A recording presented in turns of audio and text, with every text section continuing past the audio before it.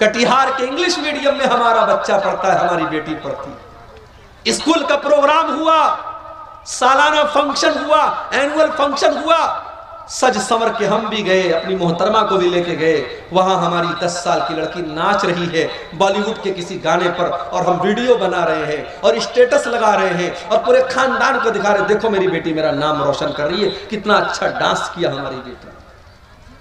नबी ने अपनी बेटी को तस्बीह सिखाई और हम अपने बच्चों को गाना सिखाया।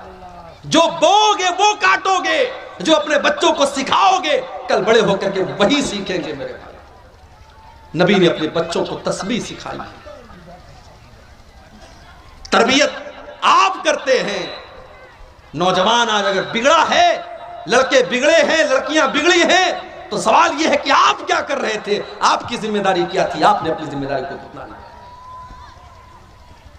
नबी अकरम ने कैसी तरबियत की अपने बच्चों की। ये कैसा शोर आ रहा है? अच्छा, उधर कुछ मेरा। सही मुस्लिम के अल्फाज हैं, अल्लाह के नबी अपनी बेटी फातिमा से मिलने के लिए जाते हैं। बड़े गौर से सुनना मेरी माँ बहनों, रात का टाइम है, शाम का टाइम है। अल्लाह के नबी अपनी बेटी फातिमा के घर पहुंचे, दरवाजे पर पहुंचे। कोई चीज आपको नजर आई, आपके चेहरे पर नागवारी का असर जाहिर हुआ, कुछ ऐसा था जो आपको बुरा लगा और आप वापस चले आए। बेटी को पता चला मेरे अब्बा आए थे और आकर के वापस चले गए। बेटा होता तो ध्यान न देता, लेकिन बेटियां बहुत ध्यान देती हैं। बेटियां बहुत ध्यान देती हैं। बेटी तो अपने माँ बाप का चेहरा देख करके पढ़ लेती है कि अब्बा नाराज है, अम्मा नाराज है। माँ बीमार है, बाप बीमार है, बेटी ससुराल में है, मोबाइल पर कॉल गया, बेटी तेरे अब्बू की तबीयत बहुत खराब है। वो बेचारी अपने सारे काम धाम छोड़ करके दौड़ी दौड़ी आती है कि मेरा बाप बीमार है, पहले मैं अपने बाप की हाल चाल ले लूं, उसके बाद काम होता रहेगा। बेटा उसी घर में रहता है, काम धाम करता है, बाप बिस्तर पे पड़ा है, बेटे को फुर्सत नहीं है कि अपने बाप को एक नजर आकर के देख ले, उससे 2 मिनट बात कर ले। उसके बाद भी हम लोग बेटों के लिए तड़पते हैं और बेटियां पैदा होती हैं तो माथे पर बल पड़ जाता है। हजरत फातिमा को पता चला अब्बा जान आए थे, वापस चले गए। फौरन हजरत अली को भेजा कि जा करके पूछो कि क्या बात है, हमने कौन सी गलती कर दी। हजरत अली आते हैं, अय अल्लाह के नबी क्या बात है, आप हमारे घर पर आए और दरवाजे से वापस चले गए। अय अल्लाह के नबी अगर कोई खता हो गई, कोई गलती हो गई तो बता दीजिए। नबी अकरम ने क्या फरमाया, अय अली जब मैं अपनी बेटी के घर पहुंचा मैंने देखा कि मेरी बेटी के दरवाजे पर जो पर्दा लटक रहा है वो बड़ा डिजाइनदार है। फराइतु अला बाबिया सित्रम मुवश्शया, मैंने देखा कि मेरी बेटी के दरवाजे पर जो पर्दा लटक रहा है उस पर बड़े डिजाइन बने हुए हैं, बहुत बड़े बड़ी तस्वीरें बनी हुई हैं। आय अली माली वलिद दुनिया, जब मेरा दुनिया से कोई लेना देना नहीं है, जब मैंने सारी जिंदगी दुनिया से अपने आप को दूर रखा, मैंने दुनिया की रंगीनियों से अपने आप को दूर रखा, तो आए अली मेरी बेटी फातिमा के घर के ऊपर ये डिजाइनदार पर्दा कहां से आ गया, जाओ मेरी बेटी से कह दो वो पर्दा हटा करके मदीना के गरीबों में तकसीम कर दे। ये होती है, ये नबी की जिंदगी थी, ये नबी के सहाबा की जिंदगी थी, ये नबी के अहले बैत की जिंदगी। अल्लाह ने फरमाया अल्हाकुमुत तकासुर, ये माल और दौलत की चकाचौंध ने तुमको अल्लाह से दूर कर दिया है। ये माल माल करते हो, ये माल कितने दिन तुम्हारे काम आएगा।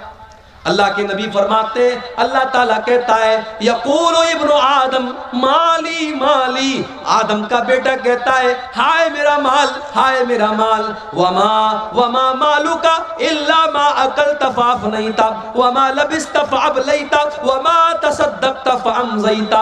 अल्लाह के नबी फरमाते कि तेरे माल की क्या हकीकत है, या तो तूने पहन करके पुराना कर दिया, या तूने खा करके खत्म कर दिया, या तूने अल्लाह की राह में दान दे दिया, सदका कर दिया, खैरात कर दिया और आखिरत के लिए आगे बढ़ा दिया। यही तो तेरा माल है। और क्या तेरा माल है? जो तू छोड़ के जाता है वो तो दूसरों का हो जाता है। तेरा क्या है? तेरा क्या है? सारी जिंदगी जिस मकान को बनाते हैं आप, हराम कमाई से जिस मकान को बनाते हैं, एक दिन आता है आप मर जाते हैं और आपके बच्चे उस मकान में जिसको आपने खड़े होकर के बनवाया है, उस मकान में आपके बच्चे आपकी लाश को 24 घंटे रखने के लिए तैयार। इंसान मर गया, 24 घंटे कोई डेड बॉडी को रखने के लिए तैयार। बीवी को बहुत मोहब्बत है शौहर से, बीवी की आंखों में आंसू बह रहे हैं, बेटे रो रहे हैं, मगर बेटा एक बार भी नहीं कहता मेरे अब्बा जान को मेरे पास रहने दो। सब लोगों को फिक्र है जल्दी से कब्र तैयार हो जाए, जल्दी से जनाजा पड़ी जाए, अब्बा को दफन कर दिया जाए। कोई मुर्दे को रखने को तैयार नहीं है। ओ लोगों, तुम्हारी वैल्यू खत्म हो गई, तुम्हारी हकीकत खत्म हो गई। मौत के आते ही तुम्हारी औकात तुमको पता चल गई। इसीलिए अल्लाह कहता है अल्हाकुमुत तकासुर हत्ता ज़ुरतुमुल मकाबिर, जब तुम कब्रिस्तान पहुंचोगे तब तुम्हें पता चलेगा दुनिया की हकीकत क्या है। कब्रिस्तान तो पहुंचोगे ना। दुनिया में फॉर्च्यूनर गाड़ी की सवारी करने वाला, 1-1 करोड़ की गाड़ी से चलने वाला, 4 लोगों के कंधों पर आज जनाजे की शक्ल में जा रहा है, जो अपने शैम्पू से, अपने फेवरेट शैम्पू से नहाया करता था। बहुत सारी औरतें डफ शैम्पू लगाती हैं, कोई दूसरा शैम्पू ले आओ तो बुरा मान जाती हैं। बहुत सारे लोग लक्स साबुन से नहाते हैं, उनको दूसरा साबुन नहीं चलता। आज मर गया, आज कोई कहने वाला नहीं है ये तो डफ साबुन से नहाया करता था, आज इसको साबुन क्यों नहीं लगा रहे हो, कोई ये कहने वाला नहीं है। ये तो गर्म पानी से नहाया करता था, आज इसको ठंडे पानी से क्यों नहला रहे हो, कोई ये कहने वाला नहीं है। इसको शैम्पू क्यों नहीं लगा रहे हो, ये तो शैम्पू लगाया करता था। इतना बेबस हो गया, इतना कमजोर हो गया, आज उसके बदन से कपड़े दूसरे उतार रहे हैं, आज उसको नंगा दूसरे लोग कर रहे हैं, आज उसके बदन पर दूसरे लोग पानी डाल रहे हैं। आज वो इस लायक भी नहीं है कि वो कुल्ली कर सके, वो नाक में पानी डाल सके, आज उसकी गंदगी को दूसरे लोग साफ कर रहे हैं। मर गया, घर वालों ने नहला दिया, अब कफन का नंबर आया। दुनिया में कपड़ा पहनता था तो दुकान पर जाकर के कहता था सबसे महंगा कपड़ा मुझे दिखाओ। 1000 रुपया मीटर वाला कपड़ा पहन करके वो निकलता था और अपने कपड़े का रोब झाड़ता था। आज मर गया तो मामूली कॉटन के कफन के कपड़े में, सूती कपड़े में उसको कफनाया जा रहा है। वो ये भी नहीं कहता है ओ लोगों मैं तो रेमंड का कपड़ा पहना करता था, मैं तो फला कंपनी का कपड़ा पहना करता था, मैं तो डेनिम की, मैं तो फला ब्रांड की जींस की पैंट पहना करता था। आज सारा ब्रांड हवा हो गया, आज सारी कंपनियां हवा हो गई, आज जिस कपड़े में कफनाया जाए वो कफनाया जा रहा है। कफना दिया गया, अब लोग आ रहे हैं उसको देखने के लिए। देख लो आखिरी दीदार है, अब इसको कोई देखने वाला नहीं होगा। आखिरी दीदार है, देख लो, अब ये मनु मिट्टी नीचे चला जाएगा, अब इसको कब्र में डाल दिया जाएगा। फिर तुम देखना भी चाहोगे तो फोटो के अंदर देख सकते हो, मोबाइल के अंदर देख सकते हो, तुम रियल में दोबारा इसको नहीं देख सकते। कफना दिया गया, जनाजा तैयार कर दिया गया, 4 लोगों ने चारपाई को उठाया, कब्रिस्तान लेके जाने लगे। कब्रिस्तान लेकर के पहुंचे, इमाम साहब ने खड़े होकर के जनाजे की नमाज पढ़ाई। जनाजे की नमाज में इमाम साहब ने सूरह फातिहा पढ़ी, दरूद शरीफ पढ़ा, जनाजा की दुआएं पढ़ी, मुर्दे की मग़फ़िरत की दुआ की। चौथी तकबीर के बाद सलाम फेरा। कब्र तैयार हो चुकी है, कब्र के पास लाया गया, कब्र में उतारा गया, मिट्टी दे दी गई। सारे लोगों ने मिट्टी दे करके अपने हाथ झाड़ लिए और हाथ के साथ साथ अपना पल्ला भी झाड़ लिया। ये बता दिया, बेटे ने अपने बाप को मिट्टी दे करके ये बता दिया, अब्बा जान मैं आपका बेटा हूं, आपने मुझे पढ़ाया लिखाया, मेरे लिए जमीन जायदाद बनाई, मेरे लिए क्या क्या किया, मगर आज इस कब्र के अंदर मैं आपके काम आने वाला नहीं हूं। इस कब्र के अंदर जब मुनकर नकीर आपसे सवाल करेंगे तो अब्बा जान मैं आपके कोई काम नहीं आऊंगा। बीवी, जिस बीवी के ज़ेवरात के लिए इसने सूद और ब्याज का धंधा भी किया था, इसने हराम कारोबार भी किया था और अपनी बीवी के कान और नाक और हाथों को जेवरात से भर दिया था। आज वो बीवी बैठ करके रो रही है और एक बार भी अपने शौहर से ये नहीं कह रही है कि मैं आपकी कब्र में आपकी मदद करने आऊंगी। वो आंसू तो बहा रही है मगर आपकी कब्र में आपके कोई काम नहीं आ रही है। ओ लोगों, अगर इंसान सिर्फ अपनी मौत के ऊपर गौर करे उसे समझ में आ जाएगा ये दुनिया कितनी बेवफा है। वमल हयातुद दुनिया इल्ला मताउल गुरूर, ये दुनिया तो बेवफा है, ये दुनिया तो धोखे का सामान है। इस दुनिया को कोई मतलब नहीं कि आपकी आरज़ू क्या थी, आपके सपने क्या थे। आजकल तो जवान मौतें हो रही। पहले ये था कि साहब आदमी 60 साल का हुआ, 70 साल का हुआ तब मौत होती थी। अब तो मौत तो हमेशा अपने टाइम पर ही आती है। हमको लगता है कि 60 साल में आदमी मर गया, 50 साल की उम्र में आदमी मर गया। मौत तो अपने टाइम पर आई। इस वक्त जवान मौतें बहुत हो रही हैं। किसी को कैंसर हो गया, किसी को डेंगू हो गया, कोई एक्सीडेंट में मर गया। इलाहाबाद की सरजमीन हमारे यूपी के अंदर है। डॉक्टर मोहसिन नाम का एक नौजवान लड़का, हट्टा कट्टा खूबसूरत लड़का, 1 साल पहले मुझे जलसे में मिलता है। मैं मना करता हूं फिर भी मेरे साथ सेल्फी लेता है, अपना मोबाइल नंबर मुझे देता है, मुझसे कांटेक्ट में रहता है। कौम की खिदमत करने का जज्बा भी उसके अंदर है। 1 साल का पीरियड भी नहीं गुजरा, फेसबुक के ऊपर पोस्ट आती है डॉक्टर मोहसिन की, मुझे डेंगू हो गया है, मेरे हक में दुआ करें। 3 दिन के बाद मैसेज आता है डॉक्टर मोहसिन का इंतकाल हो गया, उसकी मगफरत की दुआ करें। डॉक्टर मोहसिन ने क्या सोचा होगा मैं इस जवानी की आलम में, जबकि अभी तो मेरी शादी भी नहीं हुई, मेरे माँ बाप ने मेरी शादी का सपना देखा था, मेरा रिश्ता तय हुआ था, मैं किसी का दामाद बनने वाला था। क्या डॉक्टर मोहसिन ने यह सोचा था कि आज मैं मौत के घाट उतर जाऊंगा और शादी का दिन भी मैं नहीं देख पाऊंगा, मैं दुनिया से इसी हाल में चला जाऊंगा। मेरे नौजवान साथियों, ये मौत आपसे पूछ करके तो नहीं आएगी। इस मौत को इससे कोई मतलब नहीं कि आपके कौन कौन से सपने हैं और आपके कौन कौन से इरादे हैं। ये मौत आएगी और आपको आपके अपनों से जुदा कर देगी। हमारे बड़े अच्छे दोस्त थे मौलाना अब्दुल रहमान साजिद सलफी, उत्तर प्रदेश के सिद्धार्थ नगर के रहने वाले, मुंबई में मस्जिद के इमाम हैं।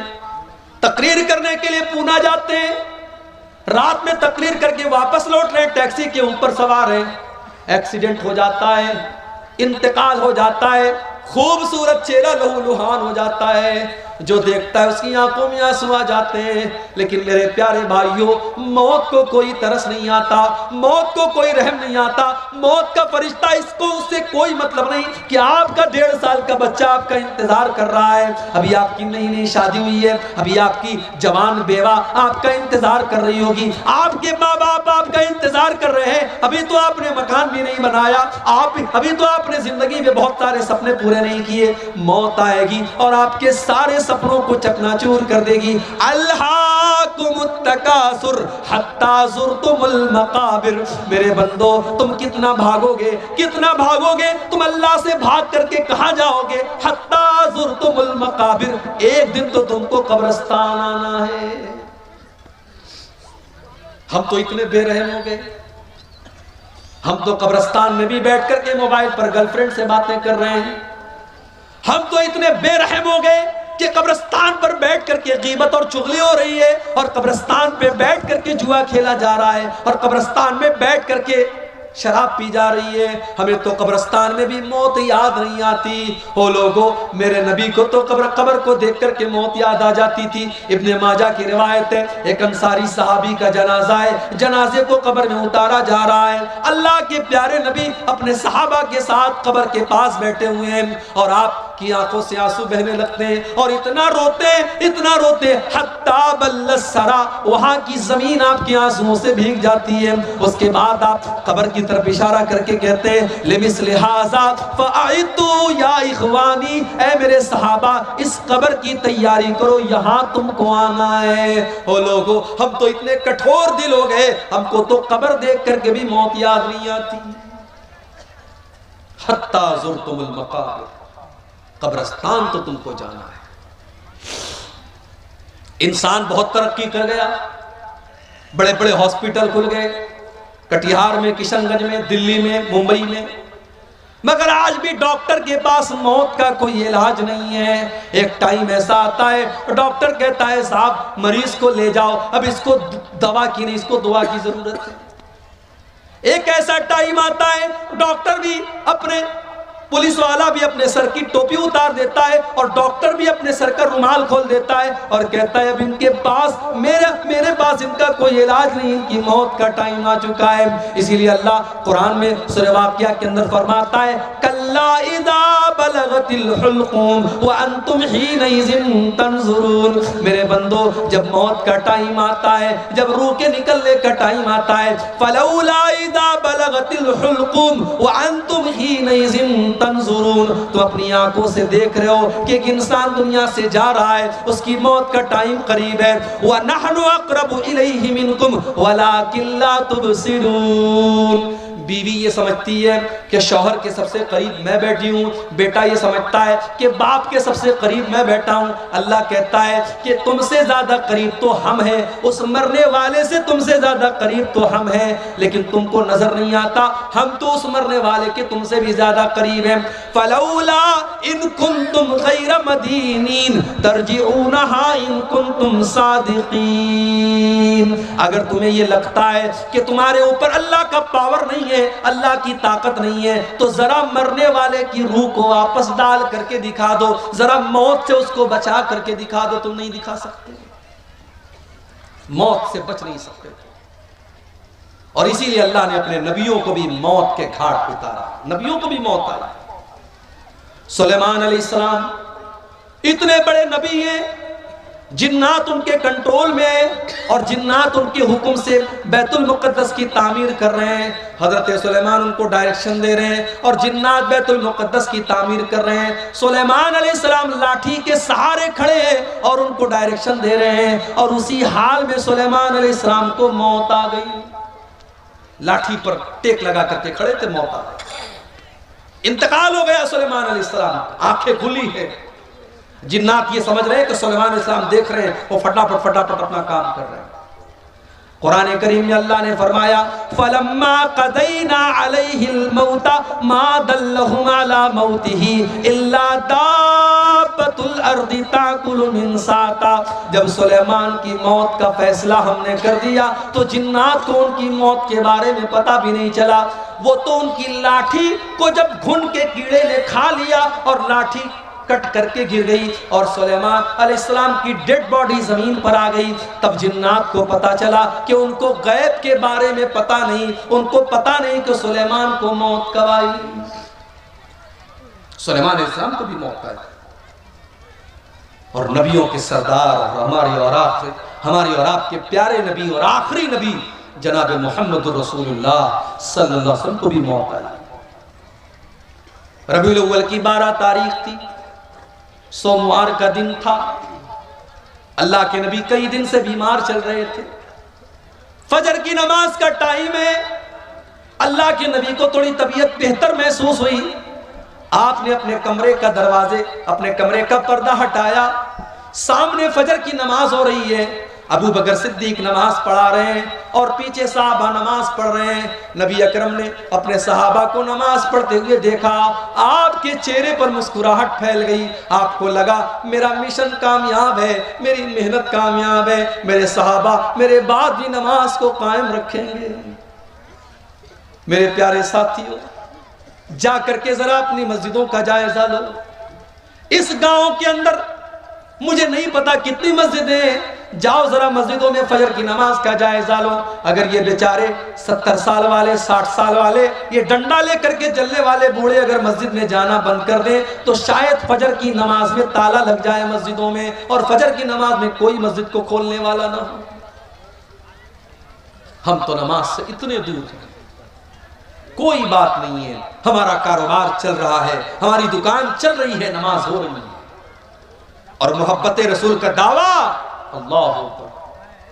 एक मरतबा रबीउल अव्वल का महीना था, मेरा प्रोग्राम था कलिया चक में, मालदा में। मालदा स्टेशन से कलियाचक जाने में आमतौर से 1 से 1.5 घंटा लगता है, मुझे 3 घंटे लग गए। रास्ते पर जुलूस निकल रहा था साहब। किसका जुलूस निकल रहा है? नबी के आशिकों का जुलूस निकल रहा है। नबी के आशिकों का जुलूस निकल रहा है। डीजे बज रहा है, रास्तों को जाम करके, नाच करके, गा करके, नारे लगा करके लोग मोहब्बत रसूल जाहिर करते हैं। जिसको नबी से मोहब्बत होगी वो जुलूस नहीं निकालेगा, वो नाच गाना नहीं करेगा, वो डीजे नहीं बजाएगा, वो म्यूजिक नहीं बजाएगा। जिसको नबी से मोहब्बत होगी वो नमाज कायम करेगा, क्योंकि नबी को नमाज से बड़ी मोहब्बत थी। अल्लाह के नबी फरमाते हैं जो इलत कुर्रतु ऐनी फिस्सलाह, नमाज मेरी आंखों की ठंडक है। नमाज का टाइम होता था, अल्लाह के नबी हजरत बिलाल से कहते थे या बिलाल अरहना बिस्सलाह, ऐ बिलाल जल्दी से नमाज खड़ी करो और मुझे मेरे दिल को सुकून पहुंचाओ। फजर की नमाज हो रही है, अल्लाह के नबी के चेहरे पर मुस्कुराहट फैल गई कि मेरे बाद भी मेरे सहाबा नमाज कायम करेंगे, मेरा मिशन चालू है, मेरा मिशन जारी है।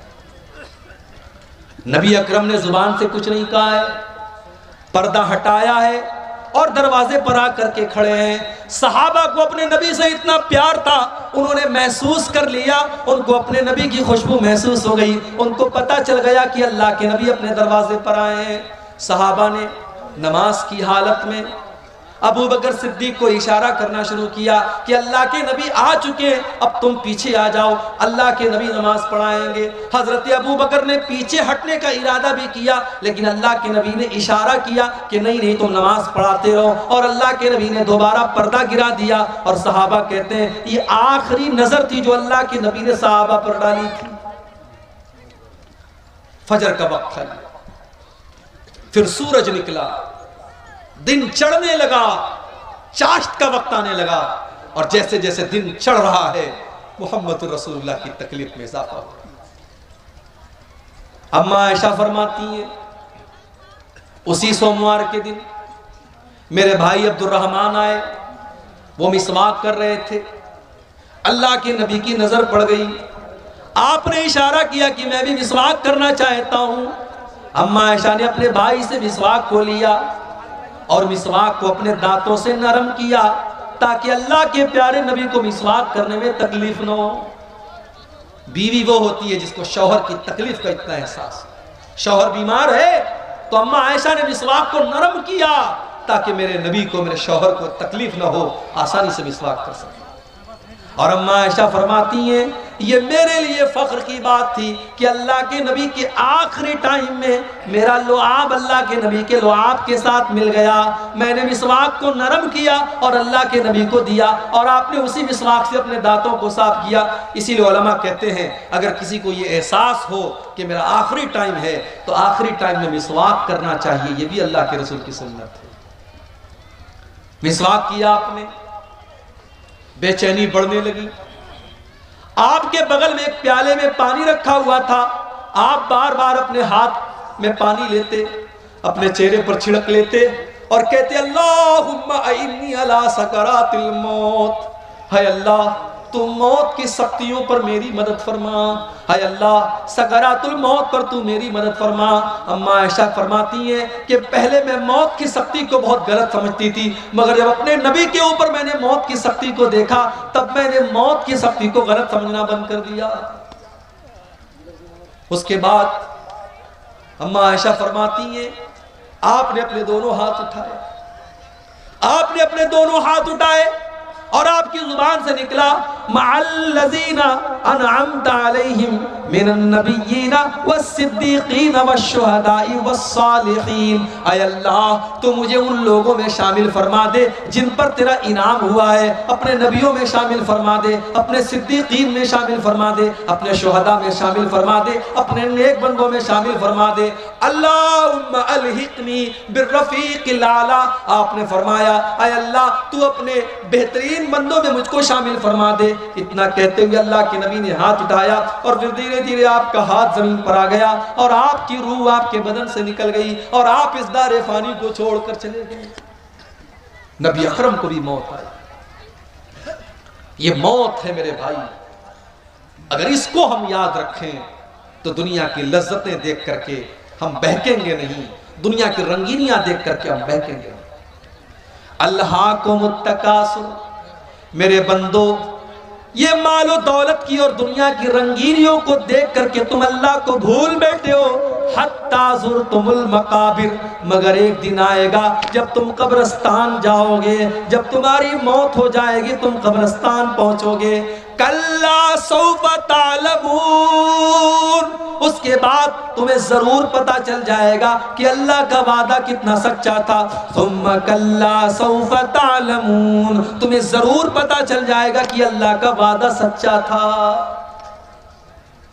बंदे को कब्र में दफनाया गया। अल्लाह के नबी फरमाते दफना करके जब वापस जाने लगते हैं तो मुर्दे को फौरन दोबारा उसकी रूह को लौटाया जाता है, दोबारा उसके अंदर जिंदगी डाली जाती है और वो दफना करके जाने वालों के जूतों की आवाज को भी सुनता है। और दो फरिश्ते उसके पास आते हैं, एक का नाम मुनकर है, एक का नाम नकीर है। ये दोनों फरिश्ते उसको बिठाते हैं। एक सवाल पैदा हुआ, भाई मुसलमान अपने मुर्दों को कब्र में दफनाता है, मगर हमारे हिंदू भाइयों क्या तो जला दिया जाता है, उनको कब्र में अजाब कैसे होगा? पारसी लोगों के यहां तो लाश में मसाला लगा करके चिलकमों को खिला दिया जाता है, उनके यहां कैसे हिसाब व किताब होगा?